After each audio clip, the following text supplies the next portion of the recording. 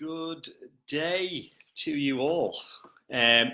Guessing that a lot of people can't watch this right now because you're probably in the middle of work, but that's okay. We will run through this. Is going to be recorded anyway, so you can watch this back later. Just going to pop the little get started link in here. Get started. There you go. Pop that in. There you go. And we will just pin the link.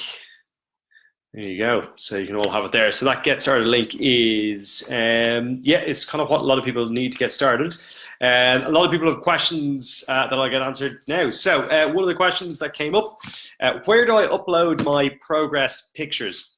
So on the get started link at the onboarding section, that's where you go in, you watch a couple of videos, you set your goals for the long term. So we know what they are, so we're able to help you with those goals.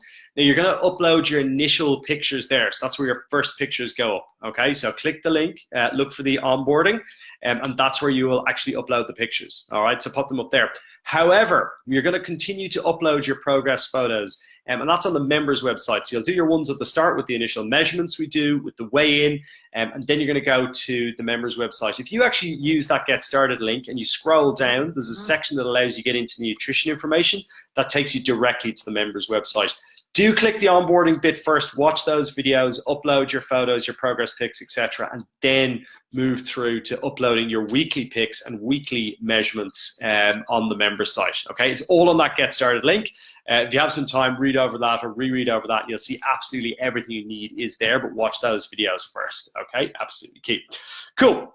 Next one was, where do I access the member site? So you either access it on the onboarding section or scroll down on the get started link, and then you're going to access it there, and that's where it's going to be to allow you to upload your pictures. Next one I have here, where do I get the code for Shape My Plan? Also, surprisingly, on the get started link. So I think it's like MVF6 or something, but if you click the get started link, download the Shape My Plan app. So the Shape My Plan app is going to help you plan your meals. If you're struggling to sort of think of what I should eat, etc., go on to Shape My Plan, and that will actually help you create meals. Now, there's a couple of different things people get a little bit confused by with Shape My Plan. Inputting your calories, inputting your macros, all that sort of stuff. What I want you to do is watch the videos step by step, because it does go through absolutely everything you need to do in a step-by-step guide.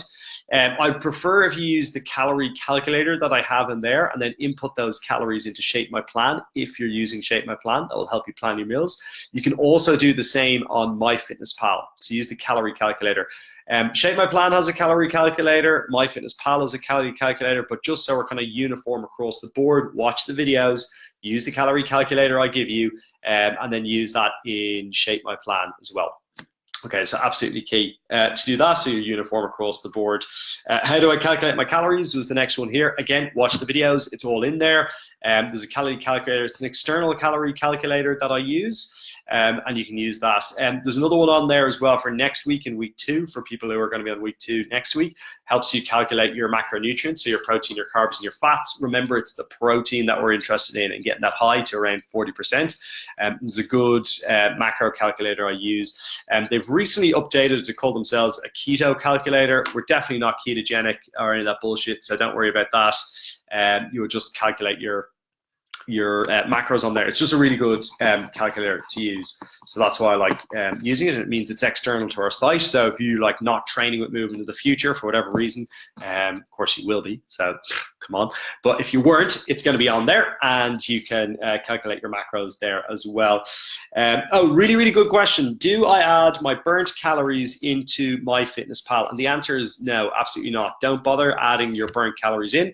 The reason you don't want to add your burnt calories in is because a lot of people or a lot of trackers overestimate the calories that you actually burn during a class, and you really shouldn't be going to the gym to burn calories. Like that's not the way you burn calories. I'd be increasing my activity level if I want to burn extra calories. So jumping off the bus a couple of stops early, walking into work, going for a cycle, all that sort of standard activity does burn a lot of calories as well. When you're in the gym or when you're doing a class, really focus on your form, your technique, the weight that you're lifting, progressive overloads. Use that to actually build the muscle, build the tone, get fit, all of that sort of stuff, okay? So it's much better to use the gym to do that rather than just counting your burnt calories. When you're on MyFitnessPal, don't bother adding your calories back in to MyFitnessPal because you'll tend to overestimate. What I want you to do, as we discussed, is figure out what your maintenance calories are. So how many calories you need to have to maintain a certain weight. Figure out what your deficit is. So the calories that you want to reduce so that you're burning body fat. That's if you're looking for body fat burn. And then put that into MyFitnessPal. Multiply it by 7. That's your weekly goal. And then focus on hitting that weekly goal. Okay, what else have we got here? What classes should I do every week? So really good question. If you're starting out, the goal is to hit 3 classes a week. So when you're starting out, you might want to do something like 2 HIIT classes and a boxing class, or a strength and conditioning class, a HIIT class, and a boxing class, so that you're not overworking your muscles during the classes. And if you're a bit more experienced, you can do 3 or 4 classes. You can focus more on this strength and conditioning and the weights. Maybe you just throw a cardio class in, like the boxing class, to actually just get a little bit of a, I suppose, a break from the weights. But you can do more if you want. So you do have unlimited classes. 3, 4 classes, absolutely ideal. How many sessions can I do? So that's kind of like a follow-up. So you do have unlimited sessions. So you can book 3, you can book 4, you can book 5 if you're up for it. Just make sure that you can physically recover from those classes. Don't push it too hard at the start if you don't think you can. So this is a question here. Do I need to upload my progress pictures? You don't need to, but I'd highly recommend it. I've had a couple of clients in the past who haven't done their starter photos, and then at the end they had such good results that they're really pissed off they couldn't compare start to finish. So the results you're really going to see are going to be from the photographs. That's where you notice most of the difference. So we really put a focus on getting those photographs done. If you don't upload them on the member site, which I highly recommend, because we do that from more of an accountability perspective to make sure you're doing it, at least take pictures for yourself, okay? And the more skin you can see, so follow the guide like we've shown, it's all in the videos. The more skin you can see, the better results you're going to see. But I highly, highly recommend uploading your pictures on a Sunday. Specifically, it's more about the accountability side of things. So you're cool, I have to do it on Sunday. It just keeps you in check. So I definitely recommend uploading the pictures there. You don't have to, but people who don't do it tend not to be happy at the end when they get results because they want to see the difference. So definitely try and do that. How do I keep a food diary? Very good question. So you've got a couple of different options for the food diary. On week 1, we'll tend to just get people to write it down. So you're really just like analyzing what you're eating. You're getting used to keeping a food diary. You can skip ahead, okay? You can actually skip ahead and start using MyFitnessPal, so you can track it on your phone and you can start to track your calories. It will calculate your macronutrients, protein, carbs, and fats for you as well. But it's a really good way to get an understanding of what's going into your nutrition, all the calories you're eating as well. I do have other people who like to keep a spreadsheet. They like to be very consistent with that. If you want to do that, if you're a little bit more on the OCD side and you want to track it, go in there. Another question, this actually wasn't on my list, but this has come up before about calorie counting. So some people say it's, oh, like I get like totally obsessed with it and stuff like that. You know, so it's not for me and blah, blah, blah.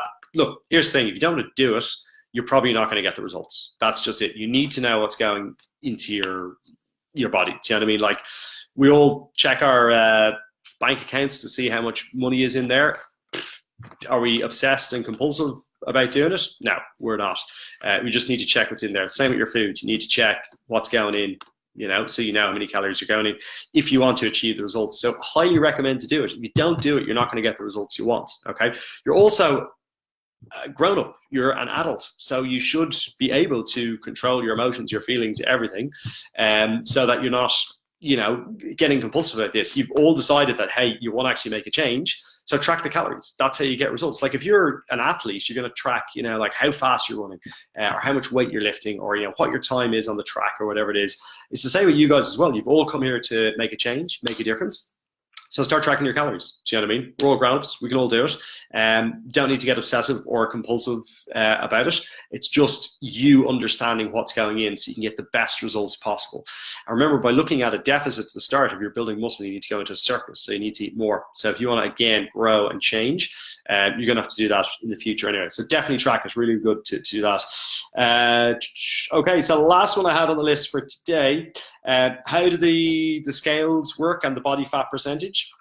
So that's a really good question. So the scales do an impedance test. They'll send a little electrical pulse through your body, and they will give a semi-accurate, it's not always 100% accurate. So in terms of accuracy on any scales, by the way, The only 100% accurate way to determine how much body fat someone has is actually by doing an autopsy and checking.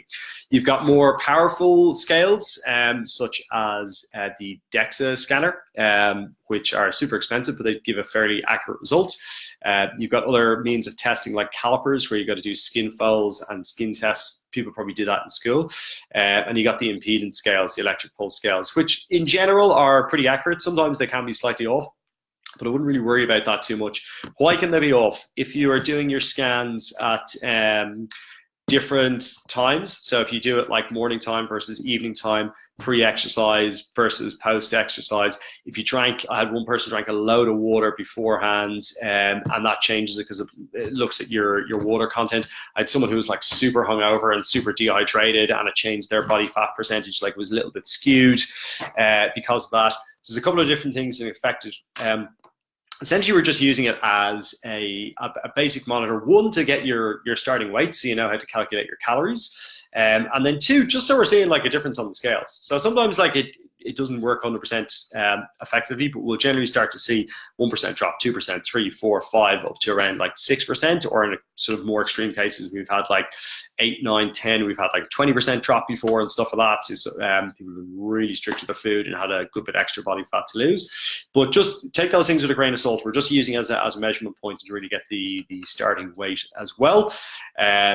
But it's good just to check where we are, you know, to check in and stuff like that. Try and be consistent. That's why we do your weigh-ins on a Saturday. If you can get before exercise, that's ideal, like before an actual session, or we do it on a Monday evening. And if you're doing your check-ins, try and do it consistently with what you did the first time. So either on a Saturday and Monday morning time or evening time, so you'll get more accurate results.